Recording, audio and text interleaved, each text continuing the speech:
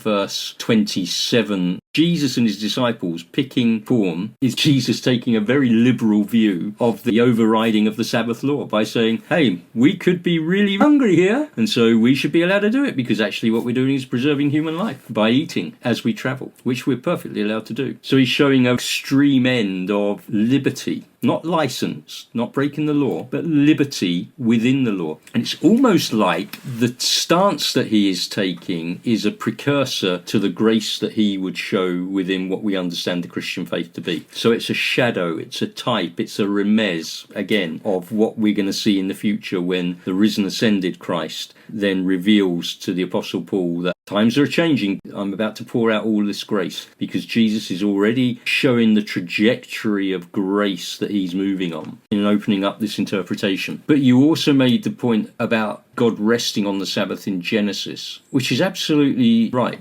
When we looked at Genesis, and we did our first 11 chapters all those years ago now, Mark.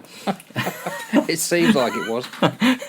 When it talks about God resting, it's like a repose has come over the world. And so we are, as we live today, in the seventh day of creation, where the repose of God still rests on the earth. A hint of what is to come, that the grace of God, that period of rest, would encompass the earth, which would then be fully revealed and manifest in the person of Christ, because you used that term in Christ. You're right, when you are in Christ, then that is when you step into the full embodiment of the repose and the grace of God as he encompasses the planet still, from creation to today, which I think is really lovely imagery. Yes. And it also takes the fences away. It takes the restrictions away. It takes all of that legalistic mumbo-jumbo away that the Pharisees would have wished to wrap everything up in. As I say, it doesn't give you license, but it does give you liberty. And I think that's incredibly refreshing, and it's very, very good for the soul.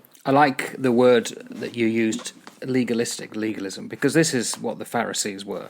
Shame that we've still got the equivalent of them today, but there you go. We so have. I was asked to go down to another church just as an attendee. I sat there and I listened and I waited to hear Jesus being preached. And that didn't really happen. And what it was just like a lecture you could have gone to any academic setting for. It was rigid in responses and what you did and what you said and how you stood and what was played and what your responses were. I came away feeling quite saddened that the people that lead that particular church were giving their congregants religiosity